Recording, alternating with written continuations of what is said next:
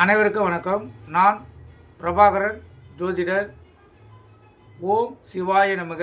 சிவசக்தி, திருச்சிற்றம்பலம். இப்போ நான் என்ன சொல்ல போகிறேன்னா, இந்த கிரக தோஷ பரிகாரங்கள் பற்றி கருத்தை சொல்கிறேன். அந்த கருத்தில் கொண்டு நீங்கள் பயன்பெறுங்க. இப்போ நம்ம ஜாதகர்கள் யாராக இருந்தாலும் தினமும் இறைவன் முன் அனைவரும் வேண்டுவது யாதெனில், இறைவா, செயல்களை நன்கு செய்ய புத்தியை கொடு, செயல்களால் வரும் விளைவுகளை தாங்கிக் கொள்ள சக்தியை கொடு என்பதே. எண்ணம், சொல், செயல் ஆகிய மூன்றிலும் ஒருவன் இப்பிறவில் நல்லவனாக இருந்தபோதிலும் முற்பிறவில் காரணமாக சில துன்பங்களை சந்திக்க நேரிடுகிறது. ஜனன கால ஜாதகத்தில் கிரகங்களின் மூலம் தோஷங்களை கண்டறிந்து அதற்குரிய காலங்களில் கிரக பிரீதிகளை செய்தால் துன்பங்களை குறைத்துவிடும் என்று சாஸ்திரம் கூறுகிறது. வியாதி இன்னவென்று அறிந்திடனும், மருந்து இன்னதென்று அறிந்திடனும் நாம் மருத்துவரை அணுகி வியாதியின் அளவிற்கு ஏற்றவரையில் தீரும் காலம் வரையில் சரியான அளவில் மருந்தினை பத்தியத்துடன் உட்கொள்கிறோம். ஜாதக ரீதியான கிரக தோஷங்களையும் அது ஏற்ப பரிகாரங்களையும் முறைப்படி ஜோதிடர்கள் மூலம் நன்கு அறிந்த பின்னரே ஒரு ஜாதகர்கள் செய்திட வேண்டும். வருடத்துக்கு ஒரு முறை குலதெய்வ வழிபாடு செய்வது நல்லது. அதேபோல் சேஷாத்திரங்கள், ஆற்றங்கரை, சமுத்திரக்கரை, அருவிக்கரை, சிவ விஷ்ணு ஆலயங்களில் பரிகாரங்கள் செய்யலாம். சுப நிகழ்ச்சிகளான ஹோமங்கள் மற்றும் பூஜைகள் வீட்டினில் வருடத்துக்கு ஒரு முறையாவது செய்திட வேண்டும். அப்போதான் குடும்பம் எந்த பிரச்சனையும் இல்லாமல் செழிப்பான வாழ்க்கையை வாழ முடியும். இப்போ குடும்பத்தினர் அனைவரும் வேட்டி, துண்டு, புடவை மட்டுமே அணிந்து நெற்றியில் மதன சின்னத்தை அணிந்து பரிகாரம் செய்ய வேண்டும். நம்பிக்கையுடனும் தன் சக்திக்கு ஏற்ற வகையில் வேதம் கற்றறிந்த ஆச்சார அனுஷ்டானுடைய கடைப்பிடிக்கும் ஐயர்கள் மூலம் இந்த யாகத்தை செய்ய வேண்டும். அதே போல் திருமணம் கூடி வர தனது பெண்ணுக்கு பரிகாரம் செய்யும்போது அருகில் திருமணம் ஆகாத தனது பெண்ணை விட வயதில் மூத்த பெண்ணை வைத்து கொள்ளக்கூடாது. அப்படி செய்தால் அந்த பரிகாரம் கை கொடுக்காது. ஏதோ சில பரிகாரங்கள் மட்டுமே இரவில் செய்யலாம் தவிர பெரும்பான்மையான பரிகாரங்கள் சூரியன் உச்சிப்பொழுதுக்கு வருவதற்கு முன்பாகவே செய்திட வேண்டும். வளர்பிறை கால பரிகாரங்களை யோகங்கள் அதிகமாக நன்மையை தரும். தேய்பிறை கால பரிகாரங்களால் துன்பங்கள் குறையும், தோஷங்கள் விலகும். ஜென்ம நட்சத்திரத்தில் பரிகாரம் செய்து கொள்வது மிகவும் விசேஷமானது. பரிகார நாட்களில் செய்யக்கூடாதவை எவை என்று பார்த்தீங்கன்னா, ஜனன, அதாவது மற்ற வயதில் மூத்த பெரியவர்களிடம் கேட்டு நன்கு அறிந்து கடைபிடித்தல் மிகவும் அவசியம். அதாவது நீங்கள் பரிகாரம் செய்ய போகிறீங்கன்னா உங்களை விட வயதில் மூத்தவங்க உங்கள் வீட்டில் இருந்தாங்கன்னா அவங்கக்கிட்ட கேட்டு நன்கு அறிந்து அந்த பரிகாரத்தை செய்யணும். கருத்தில் கொள்ளுங்க. இப்போ சூரியனுக்கு பரிகாரம் பண்ணுறேன்னு வச்சுங்க. இப்போ சூரியனால் பாதிக்கப்பட்டிருக்கீங்க.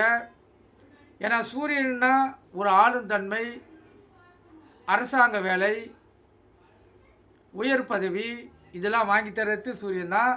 சூரியன் ஒருவருக்கு 6, 8, 12 மறைந்து விட்டாருன்னா அந்த ஜாதகருக்கு அந்த அரசாங்க வேலை கிடைப்பது கேள்விக்குறி ஆகிடும்.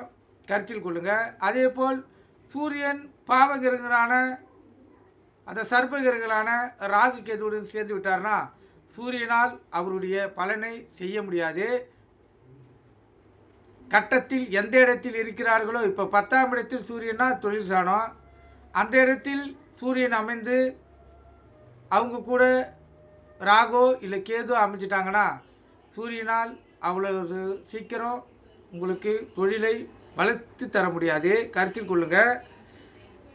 அப்படி சூரியன் எந்த இடத்தில் பாதிக்கப்பட்டிருக்கிறாரோ அதுக்கு இப்போ பரிகாரம் சொல்கிறேன், நீங்கள் கருத்தில் கொண்டு பயன்பெறுங்க. சூரியன் என்றால் ஞாயிற்றுக்கிழமை தான் சூரியன்.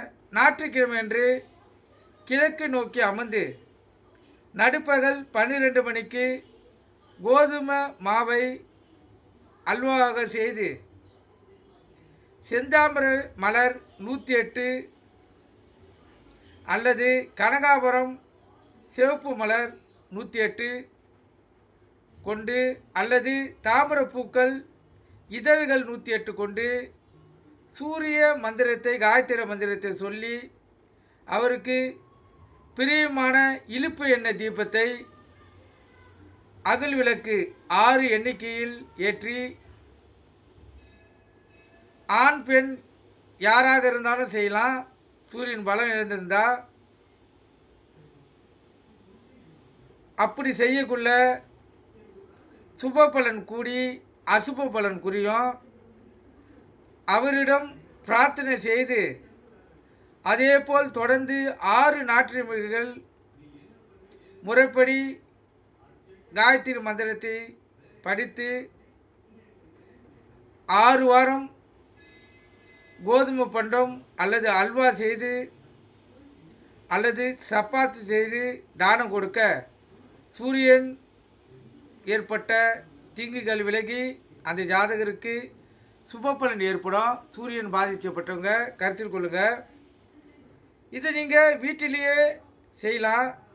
இல்லை வீட்டில் செய்ய வசதி இல்லாதோர் ஞாயிற்றுக்கிழமையில் சூரியனின் ஸ்தலமான சூரியேந்திரன் எங்கே இருக்கிறதோ அங்கு சென்று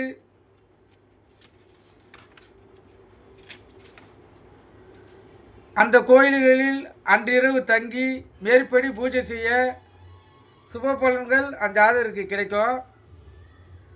அதே போல் அர்ச்சனை முடிந்த பின்னர் ஒரு தாமிர தட்டில் கோதுமையை பரப்பி அதன் மீது கற்பூர தீர்ப்பாதனையை காட்டி 6 வெற்றிலை, 6 பாக்கு, 6 பழம் நெய்வேதனை செய்ய வேண்டும்.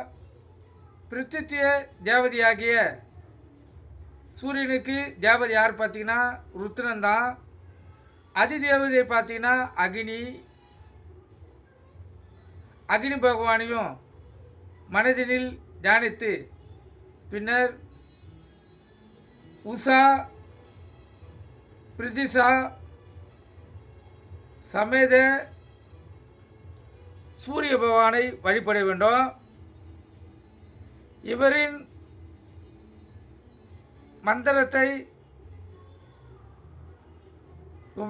அதாவது சொல்லி தானம் செய்ய வேண்டும். அதே போல் இவர் ரத்தினம், மாணிக்கம் இதெல்லாம் நீங்கள் தானமாக கொடுத்தீங்கன்னா உங்களுடைய சூரியன்கிட்டேருந்து உங்கள் தோஷங்கள் விலகிடும். கருத்தில் கொள்ளுங்கள். இப்போ சூரியனுடைய காயத்ரி மந்திரம் பார்த்தீங்கன்னா அஸ்தவ வஜயா வித்மக பாச இஸ்தயா தீமிகி தந்தோ பிரசோதிக. இது காயத்ரி மந்திரம். நீங்கள் காயத்ரி மந்திரம் திருப்புக்காகவும் விற்கிது. நீங்கள் கேட்டிங்கன்னா கடையில் கிடைக்கும். அதில் ஒரு கிரகத்துக்கும் மந்திரங்கள் இருக்கிறது. காயத்ரி மந்திரம் மிகவும் விசேஷமானது. சூரியனை இயக்கணும்னா மந்திரத்தை 108 தடவை சொல்லணும். அப்போ தான் சூரிய பகவான் இயங்க ஆரம்பிப்பார். கருத்தில் கொள்ளுங்கள். எடுத்துக்காட்டுக்கு பார்த்தீங்கன்னா அகதீஸ்வரரால் ஸ்ரீராமனுக்கு உபதேசிக்கப்பெற்ற ஆதித்ய ஹிருதயம் படிக்கலாம். மாணிக்கம் பதித்த மோதிரத்தை அணியலாம். மோதிர விரலில் அதிர்ஷ்ட விருத்தி தரும் அந்த மோதிரத்தை அணிஞ்சிங்கன்னா மோதிர விரலில் அதிர்ஷ்டம் உங்களுக்கு தேடி வரும். ஞாயிறு விரதம், ஞாயிற்றுக்கிழமை சிவாலய தரிசனம், பிரதோஷம் தவறாமல் கோயிலுக்கு செல்வது வெற்றி மேல் வெற்றியை தரும். சூரிய காயத்ரி தினசரி காலையில் இடுப்பளவு நீரில் கிழக்கு நோக்கி நின்று சூரிய உதய வேளையில் சொல்லிட ஆத்ம பலனை சூரிய பகவான் அஞ்சாதருக்கு தருவார், கருத்தில் கொள்ளுங்க. அதே போல் இரவில் படுக்கும்போது கைப்பிடி கோதுமையை தலையானுக்கு கீழ் வைத்து படுத்து உறங்கி மறுநாள் காலையில் காகத்துக்கு போடவும். இப்படி 9 நாட்கள் செய்யும் பின்னர் சிவாலயம் சென்று நெய் தீபம் ஏற்றி சிவனை வழிபட்டால் அவருக்கு சூரிய பகவானின் தோஷங்கள் விலகி சூரிய பகவான் சுப பலன்களை செய்வார், கருத்தில் கொள்ளுங்க. அதே போல் சிவன் கோயில் வாசலில் கன்றுடன் கூடிய காரக பசு, மாணிக்கம், பொன், செம்பு, சிகப்பு துணி, கோதுமை போன்றவற்றில் ஏதேனும் முடிந்தவரை உங்களால் வசதிக்கேற்ற தானமாக செய்தால் நீங்கள் சுப பலனை பெற முடியும். அதே போல் செந்தாமர மலரில் சிவனுக்கு 7000 ஜபம் செய்து அர்ச்சிக்க பூர்ணமான பரிகாரம் உங்களுக்கு கிடைக்கும். இதெல்லாம் ஐயர்களை சரியான முறையில் அணுகி நீங்கள் இந்த பரிகாரத்தை செய்யணும். இப்படி பரிகாரங்கள் செய்தால் சூரியனுடைய தாக்கம் குறைஞ்சிடும், கருத்தில் கொள்ளுங்கள். வாழ்க்கையில் ஜெயிக்கிறதுக்கும் மதிப்பு மரியாதை நம்மளுக்கு உயர்வு இருக்கும். சூரிய பகவானின் நம்ம ஏங்க வைத்தால் மட்டுமே வாழ்க்கையில் ஜெயிக்க முடியும், கருத்தில் கொள்ளுங்கள். இப்போ சந்திரன் பார்த்திங்கன்னா, சந்திரனால் பாதிக்கப்பட்டவங்களும் வாழ்க்கையில் பல பிரச்சனைகளை சந்திப்பீங்க. இப்போ சந்திரனுக்கு பரிகாரம் பார்த்திங்கன்னா, திங்கட்கிழமை அன்று அல்லது பௌர்ணமி நாளில் இரவு நேரத்தில் வெண்பொங்கல் நிவேதனம் செய்து வெள்ளை மல்லிகை புஷ்பம் கொண்டு 10 அகல் தீபம் நெய்யினால் ஏற்றி சந்திரனுடைய காயத்ரி மந்திரத்தை சொல்லி நெல் மீது கற்பூரம் ஏற்றி நீங்கள் வணங்கினீங்கன்னா உங்களுக்கு இந்த சந்திரனுடைய தோசை விலகி நற்பலன்கள் உண்டு. அதே போல் நெய்வேதம் செய்த வெண்பொங்கலை சுமங்கங்களுக்கு தானம் செய்ய வேண்டும்.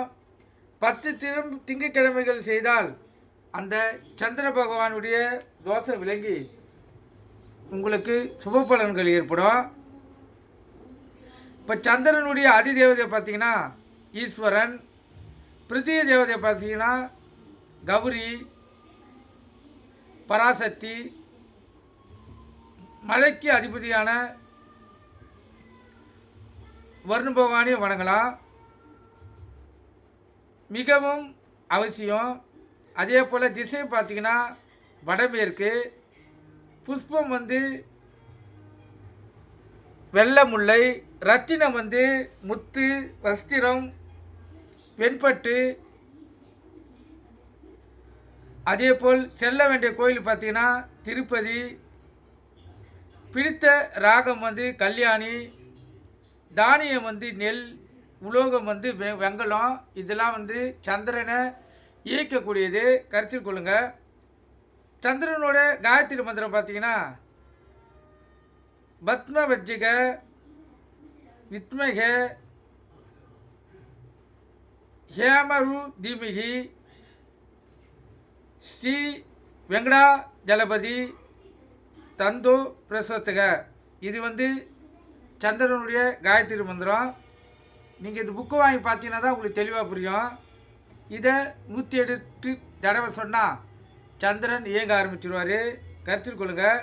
அதே போல் திங்கட்கிழமையில் அம்மன் வழிபாடு செய்வதும் முத்து பதித்து ஓப்பன், அதாவது முத்து பதித்த மோதிரத்தை மோதிரங்களில் அணிவதும் உத்தமம். அது சிறப்பான பலனை தரும், கருத்தில் கொள்ளுங்கள். அதே போல் இரவில் படுக்கும்போது சிறிது பச்சரிசி தலையாணைக்கு அடியில் வைத்து படுத்துறங்கி காலையில் எடுத்து தனியே வேக வைத்து, இப்படி 9 நாள் தனியே வைத்து பச்சரிசியை ஒன்றுபடுத்தி பொங்கல் செய்து தானம் செய்தால் சந்திர பகவானுடைய தோசை குறையும். ஒவ்வொரு நாளும் இரவில் படுக்கக்குள்ளே தலையில் ஒரு கைப்பிடியோ இல்லை அரைப்பிடியோ எடுத்து அரிசியை மூட்டை கட்டி தலையில் வச்சு அது 9 நாள் சேர்ந்ததை ஒன்றாக சேர்த்து அது பொங்கலிட்டு தானம் செய்தால் சந்திரபானுடைய தோஷத்தை குறைக்கலாம் என்று சாஸ்திரம் கூறுகிறது. கருத்தில் கொள்ளுங்கள். அதேபோல் திருப்பதிக்கு சென்று வெங்கடாசலபதியை வழிபட்டு வருவது மிகவும் உத்தமம். பச்சரிசி, பச்சை நெல், முத்து, வெள்ளை பசு, நெய், வெள்ளி, சங்கு, பால், வெள்ளை அஸ்திரம் முதலானவர்களை ஏதேனும் சிலவற்றை தானமாக செய்ய சந்திர பகவானின் தோஷங்கள் விலகி அந்த ஜாதருக்கு நற்பலன்கள் ஏற்படும். கருத்தில் கொள்ளுங்கள். அதே போல் செவ்வாய் பகவானுடைய பரிகாரம் பார்த்திங்கன்னா, செவ்வாய்க்கிழமை அன்று ராகு காலத்தில் 3லிருந்து 4:30 மணிக்கு தெற்கு நோக்கி அமர்ந்து கடுகு எண்ணெயில் தீபம் ஏற்றி துவரை சுண்டல் செய்து 108 செண்பக புஷ்பம் கொண்டு அர்ச்சனை செய்து பின்பு துவரை மீது கற்பூர தீபம் காட்டி செவ்வாய் பகவானை பூஜிக்க செவ்வாய் பகவானுடைய தோஷங்கள் விலகி பெரும் பலன் கொடுக்கும். இப்போ செவ்வாய் தோஷத்தால் பாதித்திருந்தால் அவங்களுக்கு திருமணம் மிகவும் காலதாமதாகும். அவங்களாம் இந்த முறையை கடைப்பிடிச்சாங்கன்னா அவங்க வாழ்க்கையில் ஜெயிச்சு காட்டலாம். செவ்வாய் பகவானுடைய அதிதேவதை பார்த்திங்கன்னா சுப்பிரமணியர், அதான் முருகப்பெருமாள். பிருத்திவி தேவதை பார்த்திங்கன்னா பூமாதேவி. ராகம் பார்த்திங்கன்னா பைரவி ராகம். இஷ்டகாலம் பார்த்திங்கன்னா பகல் வேலை. ரத்தினம் பவளம். உலோகம் செம்பு. தான சிகப்பு. எருது. வஸ்திரம் சிகப்பு பட்டு. தலம் தென்பழனி மற்றும் வைத்தீஸ்வரர் கோயில் சென்று வந்தால் இந்த செவ்வாய் பகவானுடைய தோஷத்தை குறைக்க முடியும். கருத்தில் கொள்ளுங்கள். அதே போல் செவ்வாய் பகவானுடைய காயத்ரி மந்திரம் பார்த்திங்கன்னா, வீர வஜ்ஜக வித்மக விக்ன இஸ்தய தீமகி நந்தோ பௌம பிரசத்துக. இது செவ்வாய் பகவானுடைய மந்திரம். செவ்வாய்க்கிழமைகளில் முருகன் கோயிலில் செல்வது நல்ல பலனை தரும். செவ்வாய்க்கிழமைகளில் விரதம் இருப்பது மிகவும் நல்லது. ஆடி மாத செவ்வாய், தை மாத செவ்வாய் மிகவும் விசேஷமானது. சஷ்டி திதி விரதங்களில், அதாவது சஷ்டி திதி விரதம் இருந்தால் அந்த ஜாதகருக்கு மிக சிறப்பான பலனை தரும். கருத்தில் கொள்ளுங்கள். அதே போல் இரவில் படுக்க போகும்போது சிறிது தோரம்பருப்பை தலையானுக்கு அடியில் வைத்து படுத்துறங்கி மறுநாள் சேமித்து வைக்க வேண்டும்.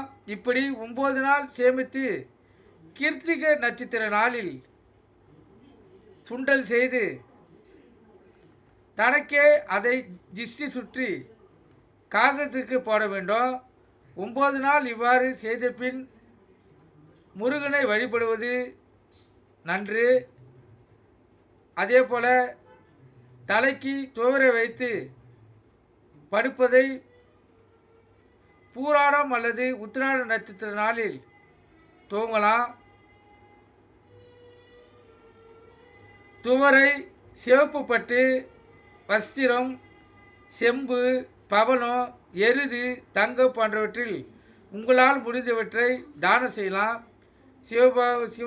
அதாவது செவ்வாய் பகவானின் தோஷை நீங்கி அந்த ஜாதகருக்கு நற்பலனை செவ்வாய் பகவான் வழங்குவார். கருத்தில் கொள்ளுங்கள். இப்போ புத பகவான் பரிகாரம் பார்த்திங்கன்னா, புதன்கிழமை அன்று காலை 4 மணி முதல் 5 மணிக்குள் வடக்கு நோக்கி அமர்ந்து பச்சை பயிறு சுண்டல் செய்து 17 தேங்காய் எண்ணெய் தீபம் போட்டு வெண்காந்தல் அல்லது துளசியால் அர்ச்சனை செய்து பச்சை பயிறு மீது கற்பூரம் காட்டவும். 17 புதன்கிழமையில் இவ்வாறு செய்ய அந்த ஜாதகருக்கு புதன் பகவானுடைய நற்பலன்கள் ஏற்படும். பிரியமான நேரம் புதன் பகவானுக்கு விடிய காலை. ராகம் தோடி, எண்ணெய் தேங்காய் எண்ணெய். கோயிலுக்கு அந்த தலம் பார்த்திங்கன்னா மதுரை. அதிதேவதை விஷ்ணு. பிரிதி தேவதை புருஷோத்தமர். தானமாக பார்த்திங்கன்னா பச்சை பயிறு, புஷ்பம், வெண்காந்தம், ரத்தினம், பச்சை மரகதம், உலோகம், பித்தளை, துணி, பச்சைப்பட்டு இதுபோல் தானங்கள் செய்தால் புதன்மானுடைய தோஷங்கள் விளங்கும். ஏன்னா ஜாதகர்களை பொறுத்து மட்டும் கிரகங்கள் அடிப்படையில் தோஷங்கள் இருக்கும். எந்த கிரகம் நம்மளை பாதிக்கப்பட்டு இருக்குதோ அந்த கிரகத்தை நம்ம இயக்கினால் மட்டுமே வாழ்க்கையில் அதனுடைய பலனை அனுபவிக்க முடியும். கருத்தில் கொள்ளுங்க.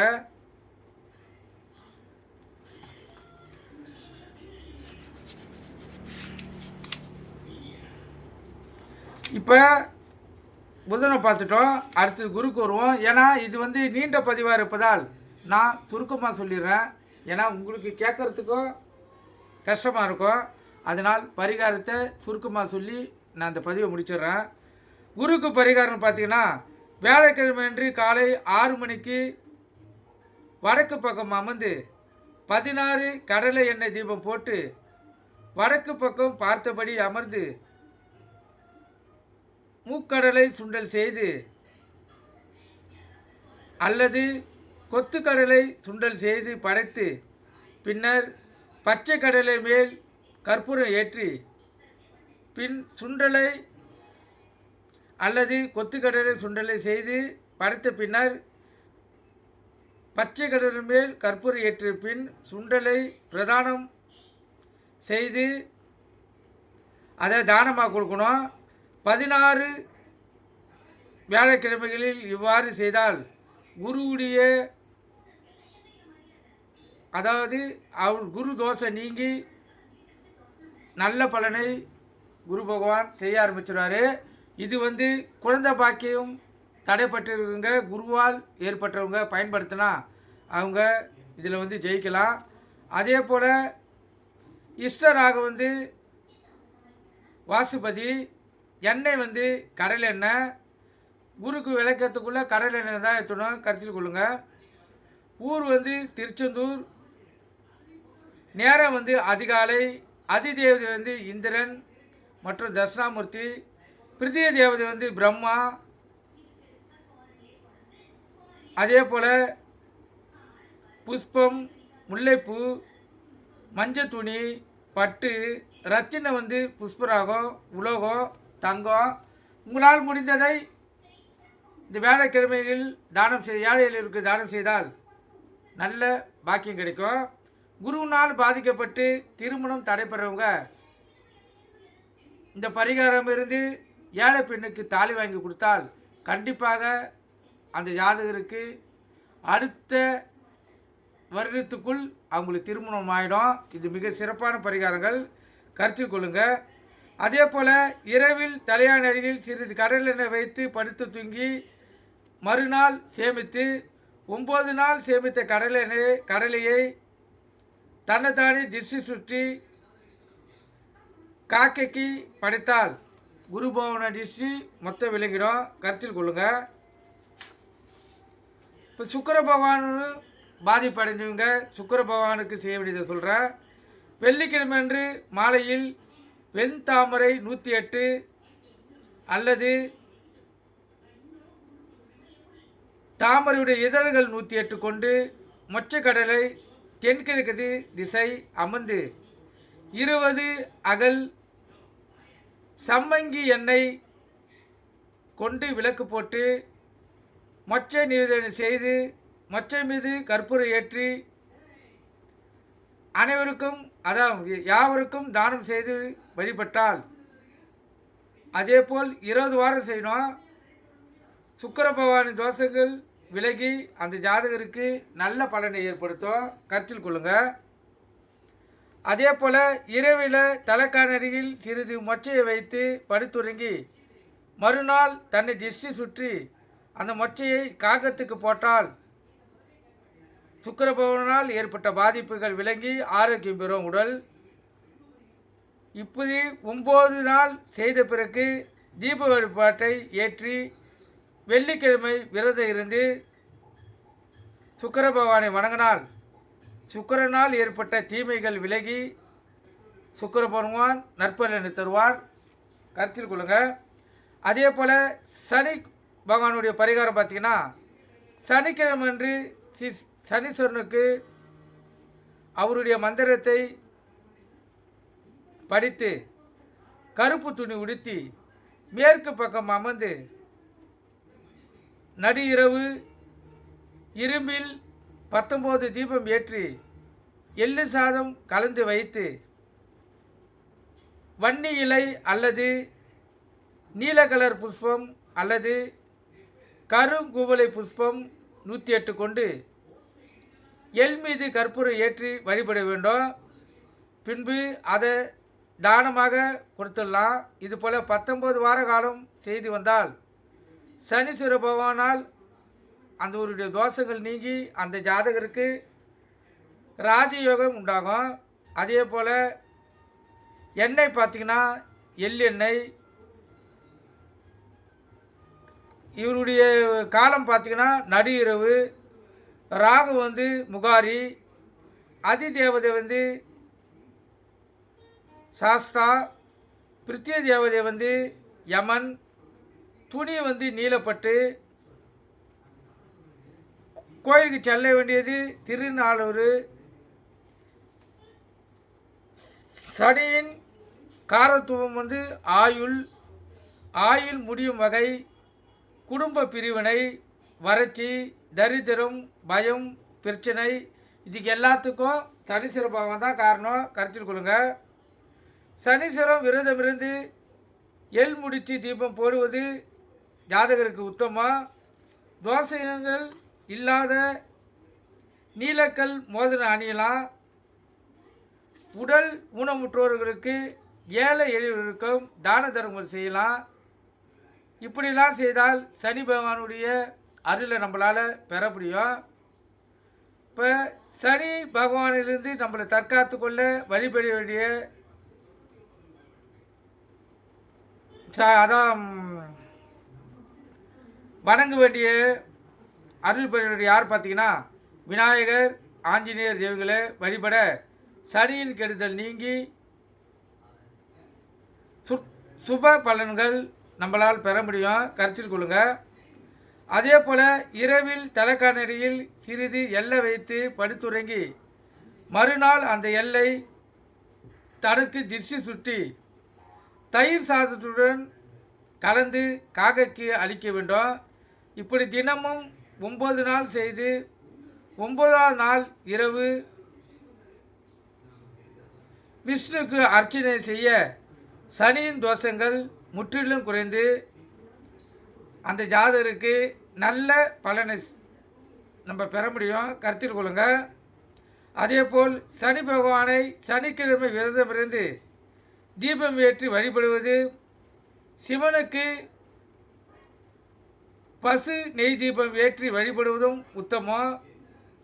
தினமும் காலையில் சமைத்ததை முதலில் சிறிதளவு காக்கைக்கு இடுவது நல்லதொரு பலனை தரும். அதேபோல் பைரவர்னா நாய் பகவான், கருத்தில் கொள்ளுங்க. நாய் வீட்டில் வளர்க்குற நாய் இல்லை தெரு நாய். நாய்க்கு பிஸ்கெட், ரொட்டி வாங்கி போடுவது நல்ல பலனை தரும். சனி பகவானுடைய தோஷத்திலேருந்து நம்மளை காத்து கொள்ளலாம், கருத்தில் கொள்ளுங்க.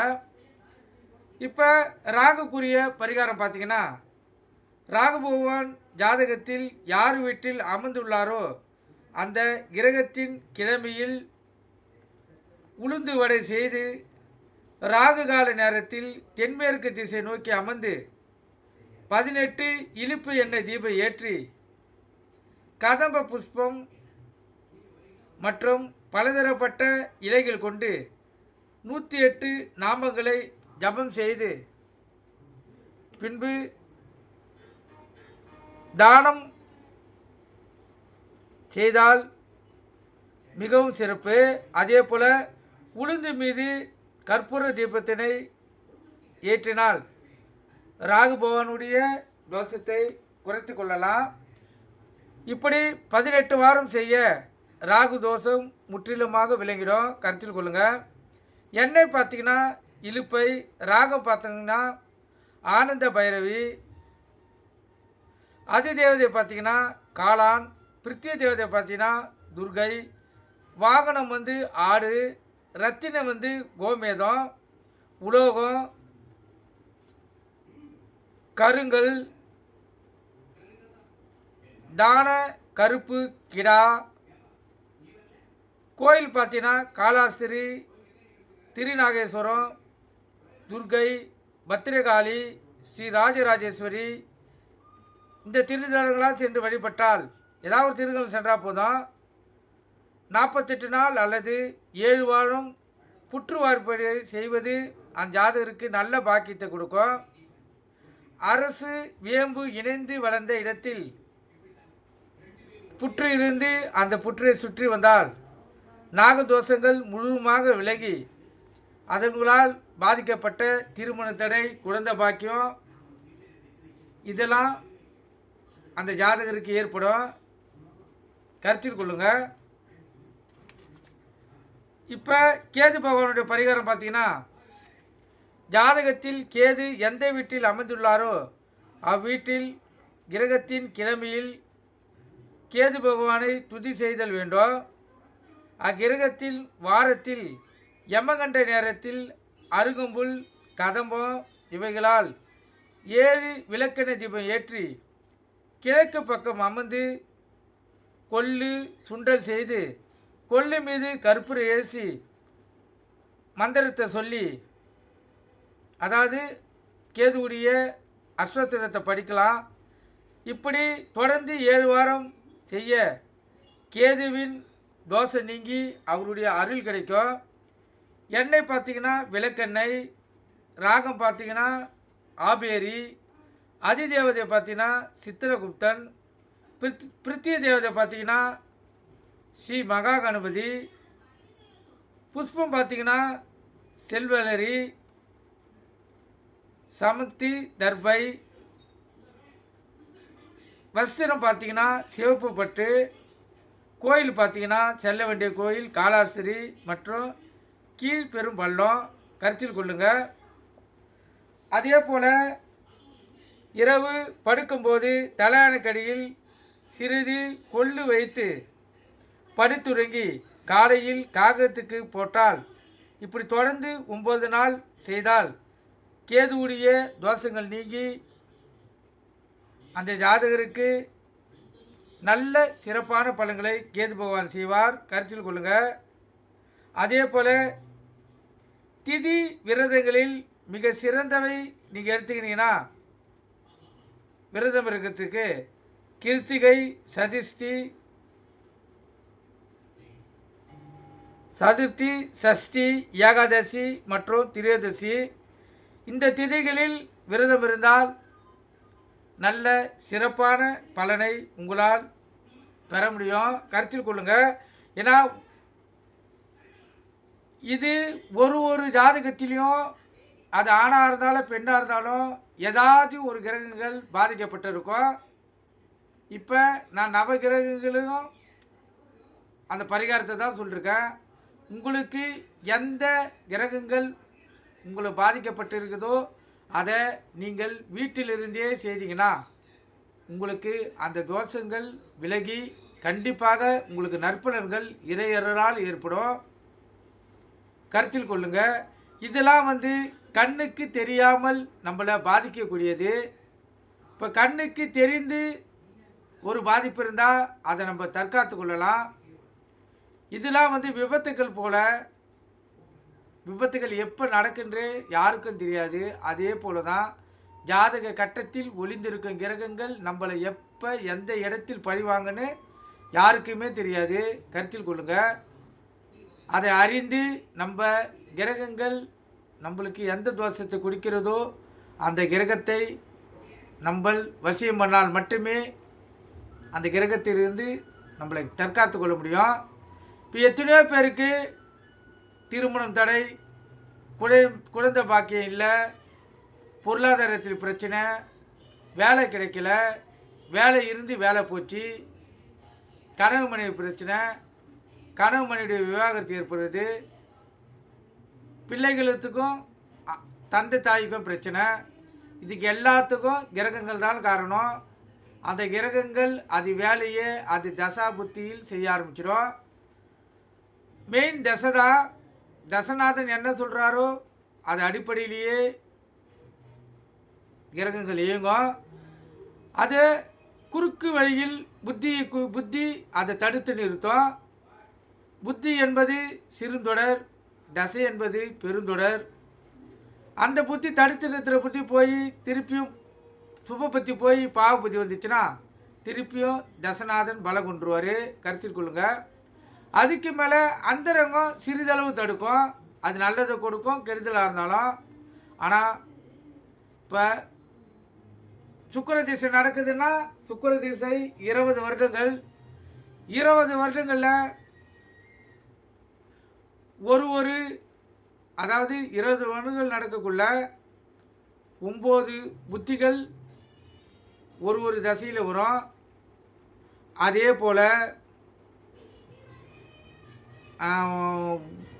ஒரு புத்திக்கும் 9 அந்தரங்கள் வரும். அதன் அடிப்படையிலேயே ஒரு மனிதனுடைய வாழ்க்கையும் தீர்மானிக்கப்படும். திருமணம், குழந்தை பாக்கியம், வேலைவாய்ப்பு, பொருளாதார செழிப்பு அனைத்தையும் தீர்மானிக்கிறது கிரகங்களே. நீங்கள் உங்கள் ஜாதகத்தில் எந்த கிரகங்களால் பாதிக்கப்பட்டு இருக்கிறீர்களோ அந்த கிரகங்களை பாதிப்பை தவிர்த்து இயக்கினால் வாழ்க்கையில் ஜெயிக்க முடியும். அது அடிப்படையில் தான் இந்த பதிவை சொல்லியிருக்கேன். கொஞ்சம் பொறுமையாக கேட்டு உங்களுடைய தோஷத்தை போக்கிக் கொள்ளுங்கள். எனக்கு இது நடைமுறை வாழ்க்கையில் பொருந்தக்கூடியது, எளிய முறையில் தோஷத்தை கழிக்கக்கூடியது. நீங்கள் கருத்தில் கொண்டு பயன்பெறுங்க. நன்றி, வணக்கம். வாழ்க வளமுடன்.